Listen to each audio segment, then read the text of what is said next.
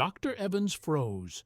His hand, moments ago steady and practiced, hovered trembling over the animal's flank.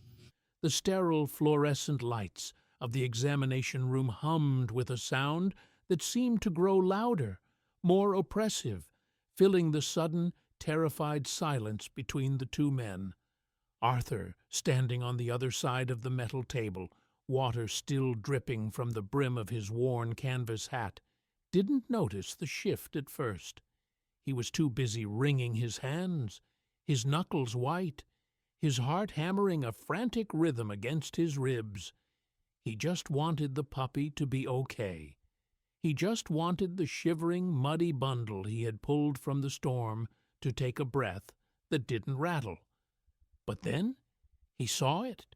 He saw the way Dr. Evans took a slow, deliberate step back. He saw the vet's eyes widen, not with concern, but with a primal, instinctual dread. The vet didn't look at the injury on the animal's leg anymore. He was looking at the jaw structure. He was looking at the width of the paws. Dr. Evans reached behind him, his fingers fumbling blindly until they found the wall, pressing the silent alarm button with a frantic urgency that screamed of danger. "Arthur," the vet whispered, his voice cracking, devoid of its usual professional warmth. "Arthur, don't move. Step away from the table. Step away right now." Arthur blinked, confused, a frown creasing his weathered forehead. "What? Is he hurt bad, Doc? Just help him." The creature on the table let out a low sound, not a whimper, not a bark, but a deep, resonant vibration that seemed to come from the earth itself. Dr. Evans turned pale, a ghostly white that made him look like a corpse standing upright. "That isn't a dog, Arthur," he hissed, his eyes darting to the door. "That isn't a dog at all. If you want to know what Arthur actually brought into that clinic and why the police were already on their way, take a second to double-tap that like button. It really helps the channel, and trust me, you are not going to believe the twist in this story. Also, drop a comment below telling us which country you're watching from. I read every single one. Are you ready? Let's go back to where it all began. To understand the terror in that clinic, you have to understand the silence of Arthur's life.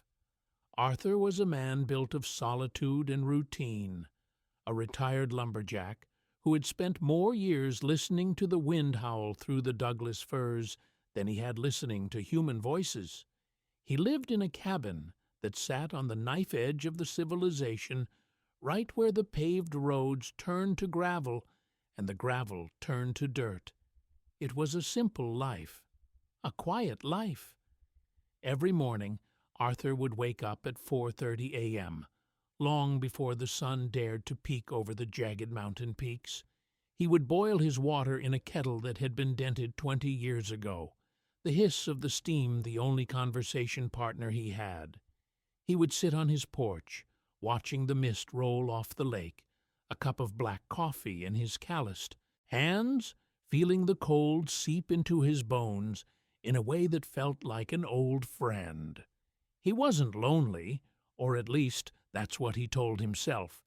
He was self-sufficient, but the silence of the cabin was heavy. It was a physical weight, pressing down on the furniture, on the unwashed dishes, on the empty chair opposite him at the small kitchen table. It was a Tuesday when the storm rolled in. This wasn't just a rainstorm, it was an atmospheric assault. The sky had turned a bruised shade of purple and black by noon, the clouds churning like a cauldron of oil. The air pressure dropped so fast Arthur could feel it popping in his ears, a warning signal from nature that something violent was approaching.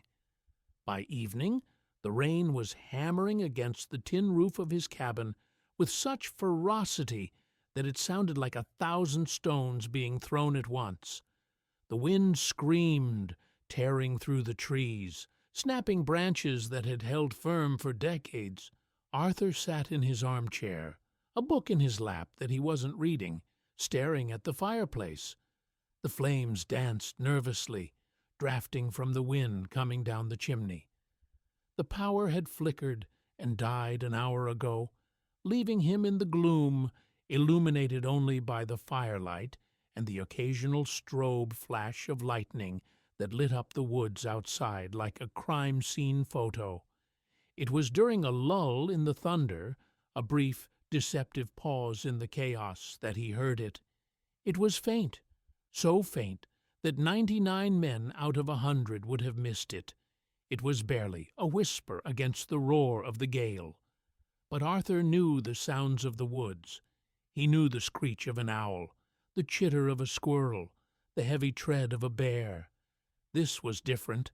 It was high-pitched, desperate, and filled with a sorrow that cut straight through the hardened shell of his heart. It was a cry for help. Arthur froze, tilting his head, straining his ears against the drumming rain. There it was again, a whimper, a pitiful, soaking, wet sound of suffering. He didn't think. He didn't debate the safety of going out in a storm that was tearing trees from their roots. He stood up, his knees popping, and grabbed his heavy yellow slicker from the hook by the door. He shoved his feet into his mud-caked boots, grabbed his heavy-duty flashlight, and pushed the door open. The wind hit him like a physical blow, nearly knocking him backward into the hallway. The rain was freezing, stinging his face like needles. He squinted into the darkness, the beam of his flashlight cutting a pathetic cone of light through the sheets of water. "Hello?" he shouted, his voice swallowed instantly by the storm. He felt foolish. Who would be out here? But the sound came again, closer this time, near the edge of the tree line where the forest grew dense and tangled. Arthur lowered his head and marched into the deluge, his boots sinking inches deep into the slurry of mud and pine needles. He scanned the brush, sweeping the light back and forth. The shadows jumped and twisted, looking like monsters in the periphery of his vision. He walked 10 yards, then 20. He was about to turn back, convinced it was just the wind playing tricks on an old man's mind, when the beam of light caught something. It was a mound of fur, half buried in the mud, wedged beneath the roots of a fallen oak tree. It was motionless. Arthur's heart skipped a beat. He rushed forward, falling to his knees in the slush, disregarding the cold water soaking instantly through his pants. He reached out, his rough hands trembling slightly. The creature was small, barely the size of a football, matted with mud and blood and debris. It looked like a puppy, a stray, abandoned, and left to die in the fury of the storm. Arthur scooped it up. It was heavy, unnaturally heavy for its size, dense like a stone wrapped in velvet. It was burning up, radiating a heat that he could feel even through his gloves. The poor thing was limp, its breathing shallow and ragged. "I got you, buddy," Arthur whispered, tucking the animal inside his coat, against his flannel shirt, trying to share his body warmth. "I got you. You're safe now." The run back to the truck was a blur of adrenaline. Arthur didn't go back to the house.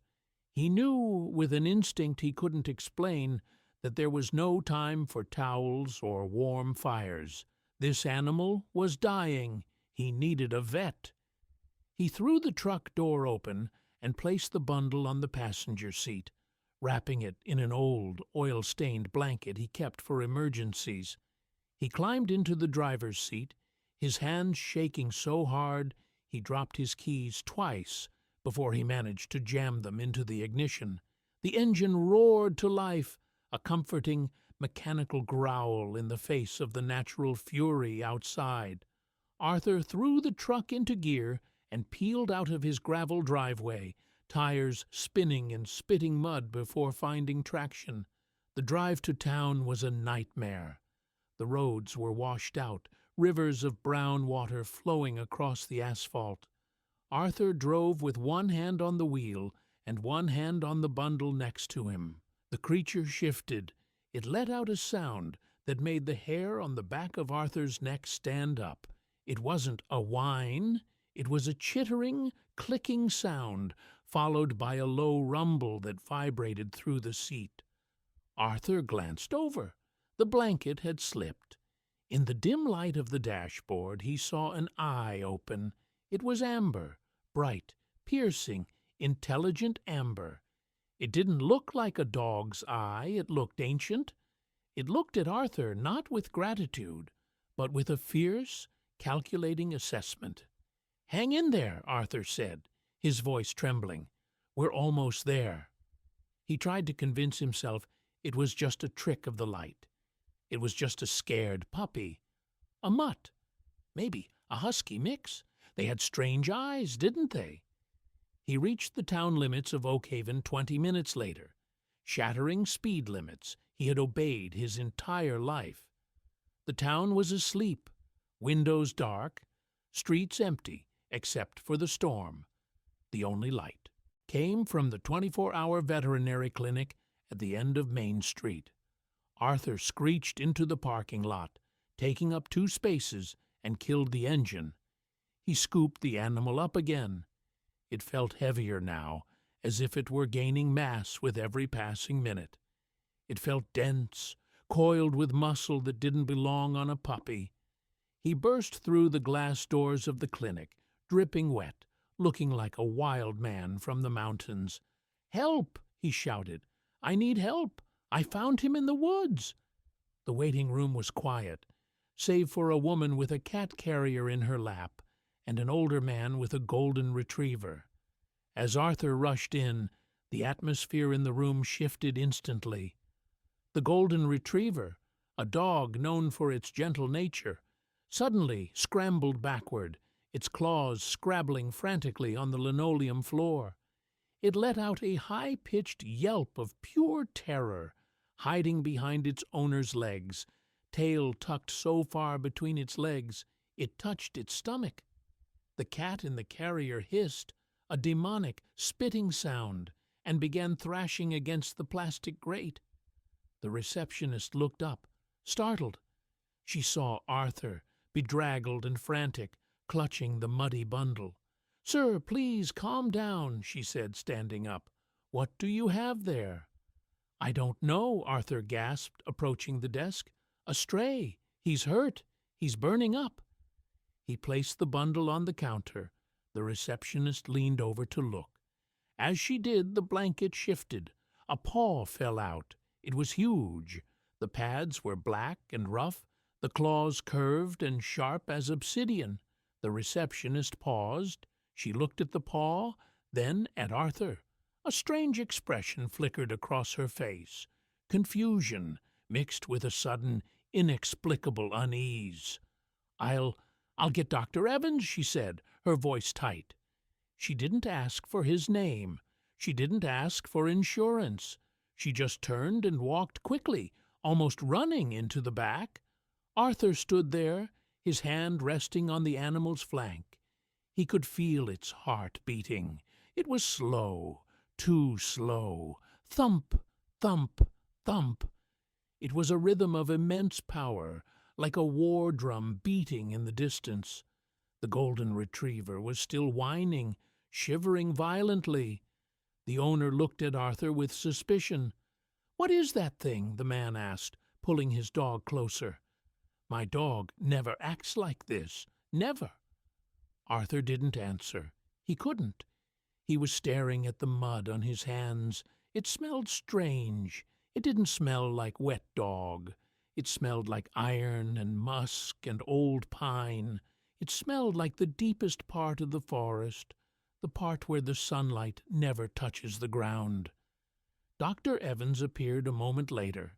He was a kind man, a man Arthur had known for years, the kind of vet who would treat a farm cat for free if the family was struggling. But tonight he looked tired. "Arthur," he said, surprised, "Nancy said you brought in a stray. Let's get him into exam room 2 quickly." Arthur nodded, scooping the animal up again. He followed the doctor down the hallway. The air in the corridor felt charged, heavy with static. As they passed the kennels where the overnight animals were kept, a wave of noise erupted. Every dog in the back began to bark, not the happy barks of greeting, but the aggressive, panicked barks of animals sensing a predator. They were throwing themselves against the cage doors. Dr. Evans frowned, looking back. "Full moon tonight, I guess," he muttered, though he sounded unconvinced. They entered the exam room. The door clicked shut, muffling the chaos from the kennels. Dr. Evans pulled on a pair of blue latex gloves and pointed to the metal table. "Set him down, Arthur. Gentle." Arthur laid the creature down, unwrapped the blanket. The animal was sprawled on its side, unconscious again. The mud was thick, caked into its fur, hiding its true shape. Dr. Evans reached for a bottle of saline solution and a cloth. "Let's get him cleaned up so we can see what we're dealing with," the doctor said softly. He began to wipe away the grime. The water turned brown and dripped onto the floor. As the mud cleared, the fur beneath was revealed. It was dark, not black, but a variegated mix of charcoal, silver, and a deep midnight blue. It was coarse, thick, designed for winters that would kill a man in hours. Dr. Evans cleaned the head. The snout was long, broader than a shepherd, with a slope that was prehistoric. The ears were small and rounded, set far apart. But it was when Dr. Evans cleaned the mouth that the room seemed to lose all its oxygen. He lifted the lip to check the gum color. He stopped. He froze. The teeth were not puppy teeth. They were serrated daggers. The canines were massive, disproportionate to the size of the animal, and the gums weren't pink. They were black, pitch black. Dr. Evans stared at the teeth. His breath hitched. He looked at the paws again. He spread the toes. There was webbing between them, thick, tough webbing. This was an animal built for swimming through ice, for traversing snow that had never been broken. Dr. Evans took that step back, the step that changed everything, the step that told Arthur his world was about to break. "Arthur," Dr. Evans said, his voice trembling, his hand hovering over the panic button, "this isn't a dog." Arthur looked at the doctor, panic rising in his throat. "What are you talking about? It's a puppy. Look at him." "No," Dr. Evans shook his head, sweat beading on his forehead. "Look at the gland on the tail, Arthur. Look at the structure of the carpal pads. Look at the jaw." The doctor's voice dropped to a whisper. "This is a Canis lupus lycaon, an eastern timber wolf, but not just a wolf, Arthur. Look at the collar." Arthur blinked. He hadn't seen a collar. He looked closer. Buried deep in the thick fur of the neck, almost invisible under the mud, was a thin, metallic band. It wasn't leather. It was titanium, and it was blinking. A tiny red LED light pulsed softly against the animal's throat. "That's a tracking collar," Dr. Evans said, his back against the wall now. "That animal is property of the state, or worse. Wolves don't come down this far south, Arthur, not ever, unless they are brought here." Before Arthur could process the words, the animal on the table woke up. It didn't wake up groggy. It woke up instantly. 1 second it was asleep. The next it was on its feet. It stood on the metal table, its claws clicking. It didn't look at Dr. Evans, it looked at Arthur. It lowered its head, its amber eyes locking onto Arthur's face. It didn't growl. It didn't bare its teeth. It simply stared, a connection forming that felt older than language. Arthur felt a pull in his chest, a strange, overwhelming sense of protection. This wasn't a monster. This was a soul, a lost, frightened soul that had chosen him. "Arthur, get away from it," Dr. Evans shouted, reaching for a tranquilizer gun in the drawer. "No!" Arthur yelled, throwing his arm out to block the vet. "Don't shoot him, he's scared." The wolf, because there was no denying it now, the way it stood, the power in its shoulders, the wild geometry of its face, shifted its gaze to the doctor. It let out a low rumble, a warning. It stepped in front of Arthur. The animal was protecting the man. The predator was guarding the rescuer. Suddenly, the front doors of the clinic burst open. The sound of heavy boots hammered down the hallway. "Police! Everybody stay where you are!" a voice boomed. Dr. Evans had hit the silent alarm. 2 officers burst into the room, hands on their holsters, eyes wide. Behind them was a man in a dark green uniform, a patch on his shoulder that Arthur didn't recognize. He held a long catch-pole. "Step away from the animal," the officer commanded. The wolf crouched, its hackles rising, a ridge of fur standing up along its spine like a razor. It snarled, a sound that vibrated the glass bottles on the shelves, but it didn't attack. It pressed its body against Arthur's leg, looking up at him, waiting for a command. The man in the green uniform stepped forward. He didn't look scared. He looked relieved. "Easy," he said softly. "Easy now." He looked at Arthur. "Sir, do you have any idea what you have there?" Arthur shook his head, his hand resting on the wolf's head. "He's just a boy," Arthur said, tears stinging his eyes. "He was dying in the mud." "That," the man said, lowering his catch-pole, "is the Blackwater Alpha's only offspring. He was stolen from the sanctuary 3 days ago. Poachers took him. We've been tracking that collar for 400 miles. We thought he was dead." The man looked at the wolf, then at Arthur. "He's an apex predator, sir. He could snap your wrist like a twig, but look at him." Everyone looked. The wolf was licking Arthur's hand. It was whining softly, nudging its wet nose against Arthur's palm. "He chose you," the ranger said, stunned. "Wolves don't do that, especially not this bloodline. They hate humans, but he knows you saved him." The tension in the room broke. Dr. Evans let out a breath he had been holding for 5 minutes. The police officers lowered their hands. Arthur looked down at the creature, the puppy he had saved, the wild beast that could have killed him. He didn't see a wolf. He saw the frightened thing in the rain. He saw a life that deserved to be lived. "You can't take him back to a cage," Arthur said, his voice firm. "He's not a prisoner." The ranger smiled, a sad, knowing smile. "No, sir. He goes back to the wild. But we need to treat his injuries first, and I think he's going to need you to ride with him. I don't think he'll let us touch him if you aren't there." Arthur nodded. He didn't hesitate. "I'm coming." They treated the wolf that night. Arthur held the animal's head while Dr. Evans stitched the leg. The wolf never flinched. It kept its eyes on Arthur, a bond forged in the storm, sealed in the sterile light of the clinic. When they released him a week later, deep in the protected reserve, the wolf ran 10 yards, then stopped. It turned back.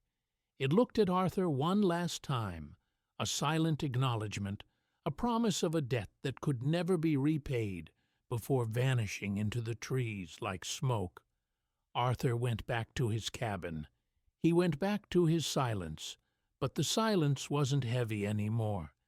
He would sit on his porch, drinking his coffee, and sometimes, on the clearest nights, when the moon was high and bright, he would hear it.